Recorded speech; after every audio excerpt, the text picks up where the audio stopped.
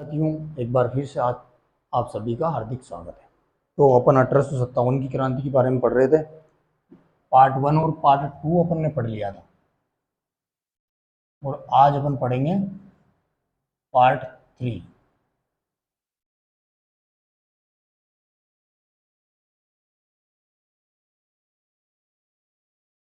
Part 3 में अपन मुख्य मुख्य बिंदुओं के बारे में चर्चा करेंगे। जैसे क्रांति के समय भारत का गवर्नर जनरल कौन था, बताओ। देखें, भारत का गवर्नर जनरल। राजस्थान का एजेंट टू गवर्नर जनरल कौन था, बताते जाना मेरे साथ।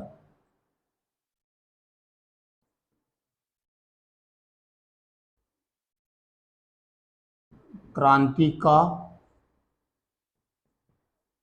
तात्कालीन तात्कालिक तात्कालीन कारण तो अनेक थे, लेकिन तात्कालीन कारण क्या था, बताओ। देखें,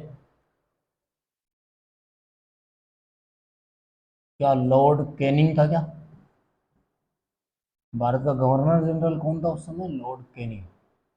राजस्थान का political agent George Patrick Lawrence. इसमें एक और बात आपको ध्यान रखनी है, एक नाम और आता है, जॉर्ज पैट्रिक लॉरेंस।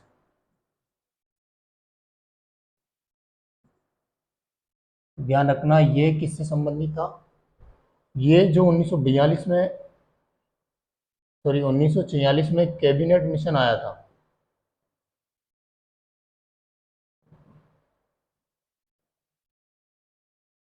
उससे संबंधित था। अलेक्जेंडर लॉरेंस तो कैबिनेट मिशन से संबंधित था। अब क्रांति का तात्कालीन कारण क्या था? तो चर्बी वाले कारतूस। गाय की चर्बी, गाय व सुअर की चर्बी वाले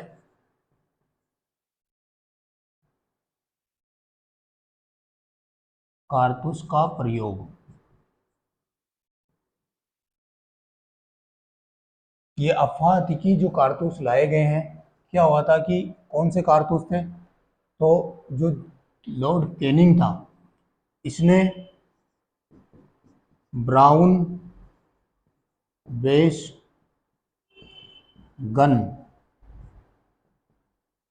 के स्थान पर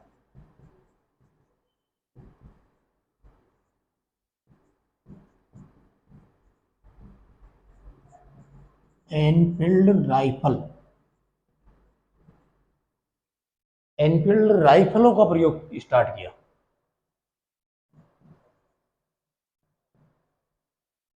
का प्रयोग शुरू किया और इसमें यह अफवाह फैलाई गई कि इसमें गाय और सुअर की चर्बी लगा करके चिकना किया गया है, और इनको चलाने से पहले क्या है कि मुंह से खोलना पड़ता था। ठीक है। अगला आता है कि क्रांति का प्रतीक चिन्ह क्या था, ये भी कभी कभी पूछ लिया जाता है। का प्रतीक चिन्ह, ठीक है। तो आप कहोगे कमल का फूल,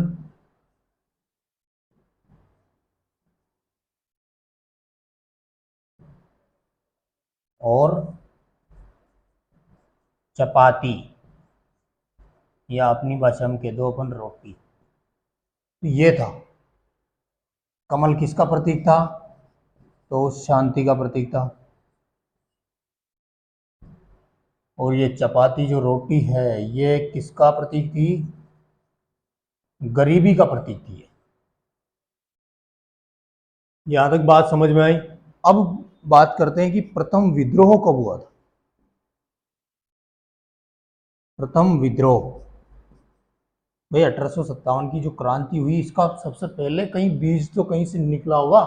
कोई भी पौधा अगर बनता है, कोई भी पेड़ अगर बनता है, तो सबसे पहले उसका बीज तो कहीं से निकलता होगा, क्योंकि बिना बीज के पौधा बनना असंभव है।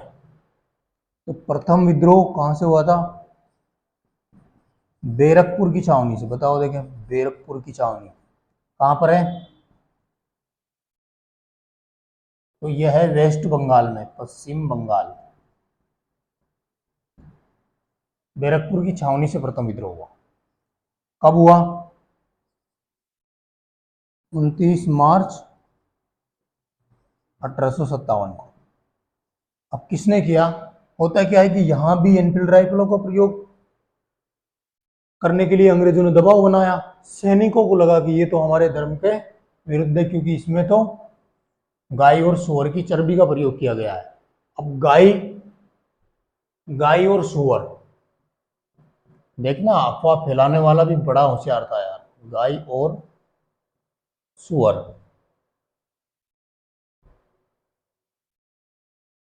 अब इसमें एक तो सुअर और एक सुअर, ये दो शब्द है। सुअर का मतलब होता है दूल्हा, और सुअर का मतलब होता है सुअर। तो ध्यान रखना, किसी भी अगर दूल्हे को आप कहो तो सुअर कहना, सुअर मत कह देना। गाय किसके लिए पवित्र? हिंदुओं के लिए पवित्र। और सुअर किसके लिए पवित्र? सुअर किसी के लिए पवित्र नहीं है, सुअर मुस्लिमों के लिए क्या है? अपवित्र है। सुअर मुस्लिमों के लिए अपवित्र है और गाय हिंदुओं के लिए पवित्र है। तो ऐसे ये कारण निकला है। तो यहाँ की सैनिक छावनी में, बैरकपुर की छावनी में एक सैनिक था जिसका नाम था मंगल पांडे। क्या नाम था? मंगल पांडे। ये अड़ गया भाई साहब कि मैं तो इनका प्रयोग करूंगा ही नहीं। इसको मारा गया, पीटा गया, भूखा रखा गया, जेल में डाल दिया गया, लेकिन इसने मना कर दिया। फिर अंग्रेजों द्वारा बहुत ही ज्यादा परेशान किए जाने पर इससे प्रयोग करवाया गया कि तुम एनफील्ड राइफल का प्रयोग करेगा। इसको बहुत ज्यादा परेशान कर दिया, तो इसने प्रयोग किया भाई। इसने किया, मंगल पांडे ने प्रयोग किया, है ना। प्रयोग किया तो गोलियां चलाई। किस पे किया? तो जो इसको इससे जबरदस्ती कर रहे थे, अंग्रेज इससे जबरदस्ती कर रहे थे कि तू प्रयोग कर, उन्हीं पर इसने प्रयोग कर दिया। बोले ये ले। तो दो लोगों पे इसने प्रयोग किया, याद रखना। एक तो था लेफ्टिनेंट बाघ, टाइगर, इसको मार दिया लेफ्टिनेंट बाघ। और एक ह्यूरिस्टिक, ह्यूस्टिन,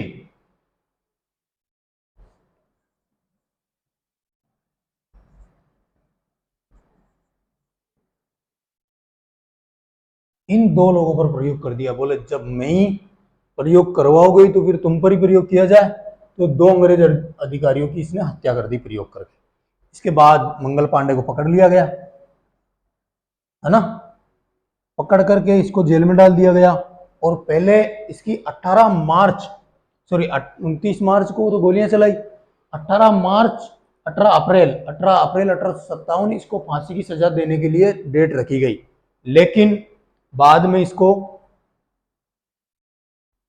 परिस्थितियों के हिसाब से माहौल बिगड़ने के कारण 8 अप्रैल को 1857 को इसको फांसी दे दी गई। कब दे दी गई? 8 अप्रैल 1857 को। तो इसे भारत का प्रथम शहीद कहा जाता है। क्या कहते हैं? भारत का प्रथम शहीद।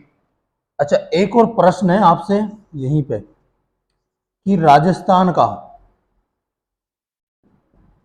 मंगल पांडे किसको कहते हैं?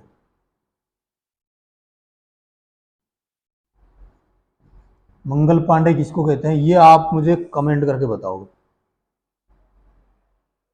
किसको कहते हैं। जिसको कहते हैं वो बीकानेर से संबंधित था, इतना मैं आपको बता देता हूं। यहां तक बात समझ में आई? चलो आगे की चर्चा करते हैं। इसके बाद में अपन चर्चा करते हैं कि भारत में क्रांति की तिथि क्या निश्चित की गई थी। तो भारत में क्रांति की तिथि 31 मई 1857 को निश्चित की गई थी।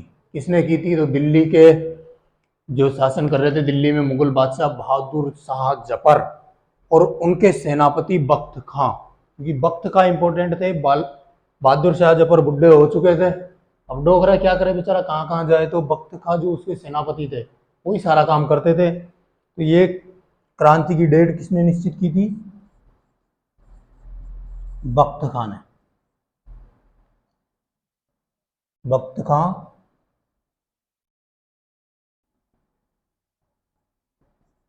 बहादुर शाह जफर के सेनापति।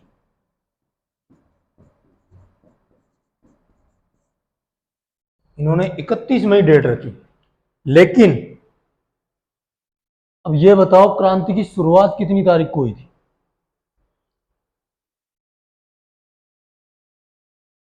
भारत में क्रांति की शुरुआत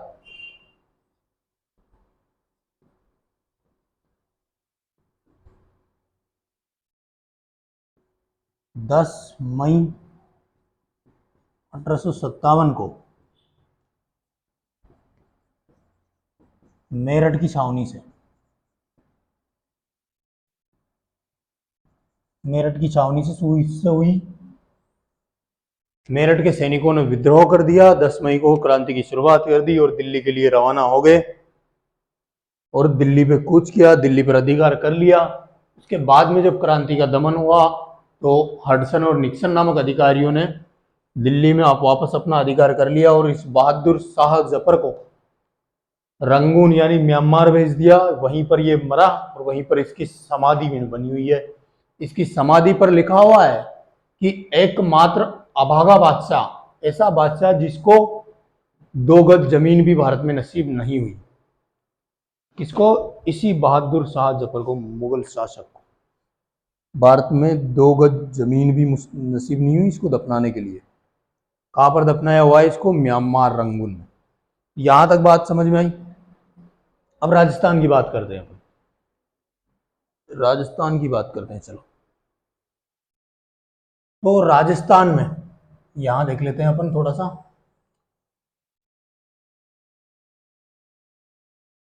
राजस्थान में क्रांति की सूचना कब पहुंची? क्रांति कब हो गई? 10 मई को हो गई। 10 मई को क्रांति भारत में हो जाती है। 10 मई के 9 दिन बाद यानी 19 मई 1857 को क्रांति की सूचना पहुंची। कहां पर पहुंची? ब्यावर रेजिमेंट में।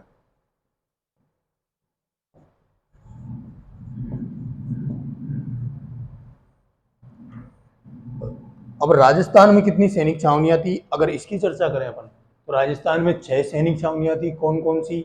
नसीराबाद, ब्यावर, एरिनपुरा, खेरवाड़ा, नीमच और देवली। ये 6 सैनिक छावनियां थी। इनमें कैसे क्रांति हुई, कहाँ कहाँ पर विद्रोह हुआ, कहाँ कहाँ पर क्रांति नहीं हुई और क्यों नहीं हुई, और जहां पर हुई है वहां पर क्यों हुई, कैसे हुई और क्या क्या उसमें घटनाएं घटी, वो सब अपन अगली क्लास में चर्चा करेंगे। ठीक है, तब तक के लिए धन्यवाद। जय हिंद, जय भारत।